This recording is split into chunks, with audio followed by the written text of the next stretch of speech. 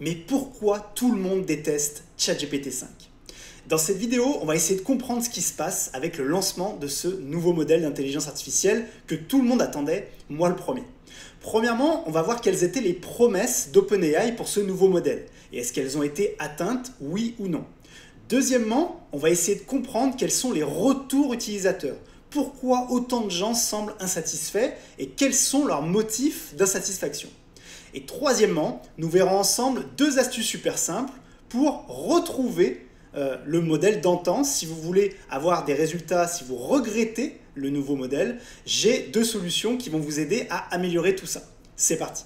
Je tenais à vous remercier parce que vous avez été très nombreux à aimer et à regarder ma précédente vidéo sur le lancement de ChatGPT 5.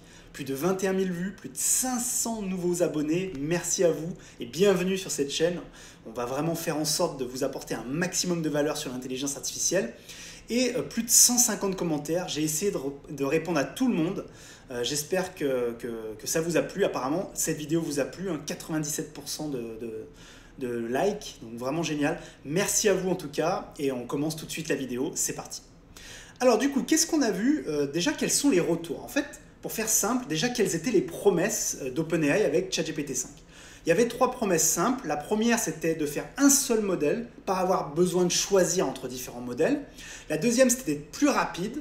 Et la troisième, c'était d'être plus intelligent dans plein de domaines, le codage notamment, la partie santé, la partie financière, et d'avoir un équivalent de doctorat dans notre poche. Vraiment quelqu'un qui a un doctorat dans notre poche, donc quelqu'un d'extrêmement intelligent, de très très intelligent pour le coup. Alors du coup, qu'est-ce qui s'est passé? Là, il y a quelques retours très intéressants sur le forum Reddit, qui est le plus grand forum sur Internet. D'ailleurs, l'un des rares endroits encore où je trouve qu'il y a beaucoup d'humains qui discutent. Donc si ça vous intéresse d'aller voir, n'hésitez pas. Il y a pas mal de communautés françaises d'ailleurs. Alors là, on va voir un peu les posts qui ont le plus cartonné sur ce sujet. Alors déjà, lui, cette personne-là nous dit que ChatGPT est pour lui le modèle le plus catastrophique de l'histoire. Bon, vraiment, on est un peu dans l'exagération américaine, je pense. Mais c'est intéressant. Il expliquait qu'il avait l'habitude d'écrire ses livres avec ChatGPT et que ça l'aidait beaucoup à notamment développer ses personnages. Et là, avec cette nouvelle version, il n'y arrive plus, il n'y parvient plus. Donc intéressant. On a un autre retour qui nous dit que ChatGPT est horrible, qu'il n'a plus de personnalité, qu'il est vraiment lisse, que maintenant il répond très rapidement et de manière froide. Bref, très très déçu sur la partie rédaction.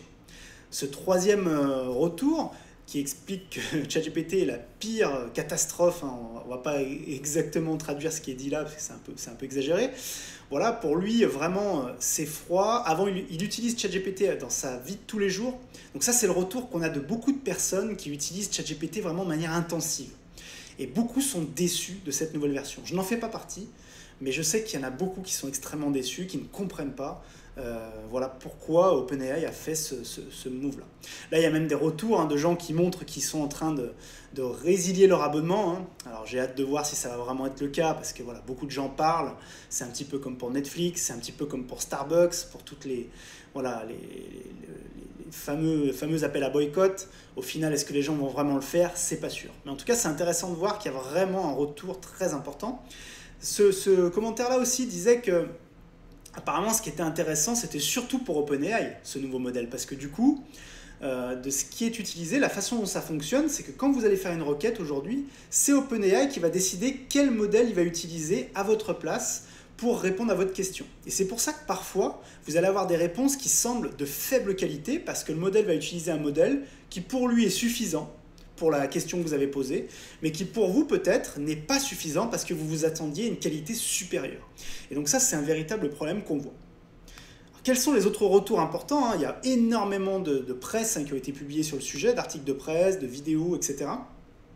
Alors il y avait beaucoup d'éloges sur le modèle open source que vous pouvez télécharger directement maintenant sur votre ordinateur d'OpenAI, qui a été lancé il y a une semaine.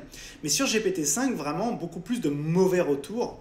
On a vraiment des gens qui se plaignent à tous les niveaux. Alors, le but, c'était de dire on se concentre vraiment sur les capacités en matière de programmation, d'analyse financière, d'analyse énergétique, d'éducation et de santé.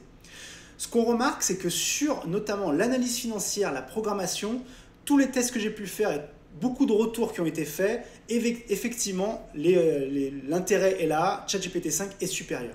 Par contre, la problématique qu'on a, c'est qu'en matière de programmation, par exemple, il est toujours en dessous de son concurrent direct qui est Claude d'Anthropic, et encore plus en dessous des intelligences artificielles spécifiques qui sont faites pour faire du développement informatique, comme Cursor ou Lovable. Donc ça, c'est intéressant. Sur l'analyse financière, tous les experts du domaine, la plupart d'entre eux en tout cas, disent que l'impact est réel et qu'il est bon. Il est vraiment bon pour ça. Et sur la partie santé, beaucoup de médecins ont également dit que la nouvelle version était plus efficace, plus précise, plus performante et une meilleure aide pour eux. Donc là-dessus, c'est clair. Par contre, ce qui est problématique, c'est pour deux types de personnes. Les gens qui sont plutôt dans la rédaction traditionnelle ou dans les utilisations classiques de bureau de ChatGPT, et les gens qui sont ce qu'on appelle des power users, c'est-à-dire des gens qui utilisent vraiment massivement ChatGPT et qui avaient l'habitude d'utiliser les bons modèles au bon moment. Ceux-là ont été les plus déçus par cette nouvelle intelligence artificielle. Alors, il y a eu des tests qui ont été faits très intéressants par Futura Science. Un premier test sur le codage, donc sur le développement. Là, ils ont fait un test de génération d'une image au format SVG. C'est une image vectorielle. Une image vectorielle, c'est quoi? C'est une image qui a l'avantage de, quelle que soit la taille qu'elle va avoir, vous pouvez l'agrandir de manière infinie, elle n'aura pas de pixels. Elle gardera toujours la même résolution, la même qualité. Donc c'est évidemment génial ce format pour tout ce qui est print, si vous avez besoin d'imprimer des formats de manière en taille très importante notamment, et pour pas mal de tâches complexes. D'ailleurs, cette tâche est assez complexe, et là, pour le coup, le résultat était très bon et largement supérieur aux autres modèles d'intelligence artificielle. Donc, très intéressant. Deuxième test, beaucoup moins concluant, sur la création d'un jeu de casse-briques. Donc, il y a un jeu très simple, vous avez une barre en bas, une petite boule qui va aller de bas en haut pour aller casser les briques. Très très simple comme jeu, mais effectivement, là, ça a été catastrophique. Il n'a pas généré d'image, il a créé des cases bleues, comme vous pouvez voir, avec du texte blanc. Bref, ça a été vraiment catastrophique, malgré plusieurs échanges. Un autre test qui est souvent fait d'ailleurs pour tester la compétence des outils d'intelligence artificielle, c'est de parler de la longueur, quel est le fleuve le plus long du monde. Alors là, ChatGPT 5 ne s'est pas fait avoir, il a anticipé la réponse. Il a dit que le fleuve le plus long du monde est probablement le Nil, avec environ 6650 km, mais que certaines mesures récentes donnaient un léger avantage à l'Amazon. Donc très bien, il a bien compris, il a été capable de faire ce qu'il fallait. Au niveau des hallucinations, les tests qui ont été faits par Futura, et les miens également, confirment qu'il y a toujours des hallucinations. Par contre, moi ce que j'ai noté, c'est qu'on est bien à ce qui a été annoncé par OpenAI, environ 50%. Moi, j'ai vraiment noté une diminution importante des hallucinations, même si elles sont encore présentes, et les tests qui ont été faits par Futura Science le prouvent. Voilà, donc les avis des réseaux sociaux, très partagés, beaucoup de gens ont trouvé ça bien, beaucoup de gens ont trouvé ça pas bien. Ce qui est intéressant, c'est que moi, ce que je vois, c'est un peu ce concept de dire, ça me rappelle la célèbre phrase de Steve Jobs qui disait « Il ne faut pas écouter ses clients ». Si on écoutait nos clients, on aurait encore des chevaux à la place des voitures dans les rues. Et je pense que c'est assez vrai. OpenAI maintenant ChatGPT est devenu un outil qui est tellement utilisé par tellement de gens différents qu'il va être très difficile de satisfaire tout le monde. Et quoi qu'il fasse, quels que soient les changements, il va y avoir des gens qui ne seront pas satisfaits. Donc c'est intéressant de voir un petit peu ce que ça va donner. Mais en tout cas, il y a eu déjà des réactions un petit peu partout. Donc ChatGPT 5 a été imposé, c'est vraiment un modèle qui choisit directement quel modèle va être utilisé pour répondre à vos questions, ce qu'on disait tout à l'heure. Les forums et les différents retours sont catastrophiques. Donc qu'est-ce qui s'est passé du coup?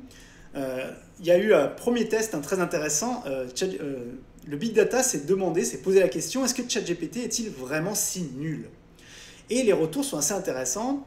On voit des partages sur les réseaux sociaux qui explosent, on a des temps de réponse longs. Je pense qu'il y a un vrai effet, beaucoup de gens ont voulu l'utiliser rapidement et donc il y a eu des ralentissements importants, même des bugs, des problématiques de réseau, tout simplement, qui ne fonctionnaient pas.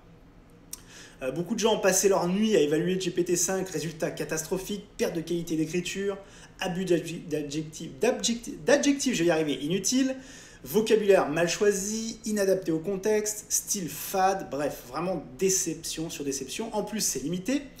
Donc du coup, qu'est-ce qui s'est passé après ce branle-bas de combat? Vraiment, beaucoup de gens ont été négatifs. ChatGPT et OpenAI ont réagi et ont directement modifié le modèle.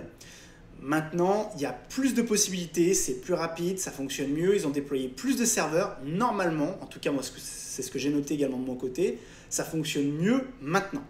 Et donc la bonne nouvelle, elle est là. Les deux astuces que je vous donne maintenant, qui vont vous permettre de revenir peut-être à quelque chose de plus habituel, de ce que vous aviez l'habitude d'utiliser. Premièrement, c'est que vous pouvez à nouveau afficher les anciens modèles. Pour cela, tout en bas à gauche, ici, vous cliquez sur votre nom, vous allez dans Paramètres, et ici, vous avez une option que vous pouvez afficher, ici, Afficher les anciens modèles. Vous la sélectionnez ici, et ça vous permet d'afficher donc les anciens modèles dans cette case. Moi, je ne le fais pas, ça ne m'intéresse pas, mais vous pouvez le faire effectivement, et vous allez pouvoir réafficher les anciens modèles si vous voulez vraiment sélectionner vous-même le modèle intéressant. Et la deuxième astuce que j'ai trouvée sur un forum américain et qui fonctionne, que j'ai pu tester, tout simplement, c'est de demander à chaque fois, une fois que vous avez fait votre prompt, de demander à ChatGPT de réfléchir fort, ou de réfléchir de manière importante. Et là, ce qui se passe, c'est que souvent, du coup, il va comprendre qu'il faut utiliser un des modèles les plus performants pour pouvoir atteindre les objectifs que vous lui avez demandés. Voilà un petit peu où on en est aujourd'hui, donc ça va être intéressant. Donc là, c'était une vidéo assez rapide pour vous montrer un peu les retours des gens. J'ai hâte d'avoir votre avis également. Est-ce que vous êtes satisfait ou pas de ChatGPT 5 suivant vos premiers tests? Est-ce que ça vous a convaincu? Et surtout, qu'est-ce que vous voulez encore une fois qu'on teste? N'hésitez pas parce que je vais faire une vidéo complète d'ici la fin du mois. On va faire des tests avancés, entrepreneuriaux, vraiment sur la partie entreprise. Qu'est-ce qu'on peut mettre en place sur nos business pour utiliser ChatGPT 5 de la meilleure manière possible. Donc n'hésitez pas à me dire en commentaire ce que vous voulez que je teste en priorité. Merci à vous, c'était Rémi IA et à très vite.